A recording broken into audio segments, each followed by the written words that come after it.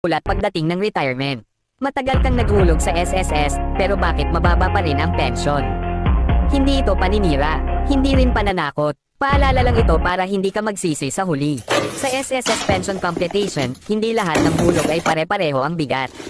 May tatlong mahalagang basehan ng pension. Ang total number of contributions, ang average monthly salary credit, at ang huling 60 months bago ka mag-retire. Dito nagkakamali ang marami. Akala nila habang tumatagal ang hulog, automatic na tataas ang pension. Hindi po ganun ka-simple. Ang huling 60 months o huling 5 years bago retirement, ang may pinakamalakas na epekto sa pension amount. Kahit 20 o 30 taon kang naghuhulog.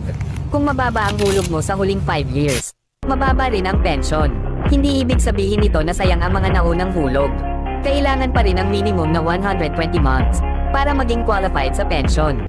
May epekto pa rin ang haba at consistency ng hulog. At may 3 formula ang SSS, kung alin ang pinakamataas, iyon ang ibinibigay.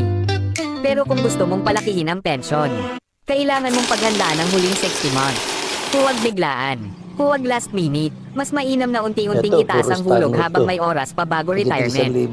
Mas maganda kung may 5 to 10 years ka pang allowance para maayos ang magiging average ng hulog mo. Marami ring nagtatanong kung pwede bang mag-stop kapag naka 120 months na.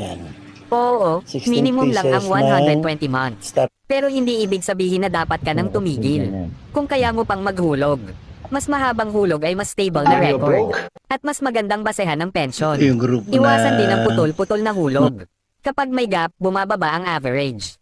At naaapektuhan ang computation ng pension. Kung nawalan ng trabaho, mas mabuting mag-voluntary agad para hindi maputol ang hulog. Huwag maghintay ng retirement bago alamin ang status mo. Mag-open ng My SSS account. I-check kung ilang months na ang hulog mo. Magkano ang salary credit. At kung may gap ba ang record. Tandaan, ang kaalaman ngayon ay pension bukas. Maraming payo online. Maraming kwento ng kapitbahay. Pero final computation ay SSS pa rin. Hindi sayang ang hulog sa SSS. Pero kung gusto mo ng mas mataas na pension, kailangan ng tamang diskarte sa tamang panahon. Kung malayo ka pa sa retirement, may oras ka pang maghanda. Kung malapit ka na, mas mahalagang maintindihan mo ang galaw ng hulog mo ngayon. Hindi para manakot, hindi para manisi, kundi para maiwasan ang pagsisisi sa huli. I-share ang impormasyong ito para mas maraming Pilipino ang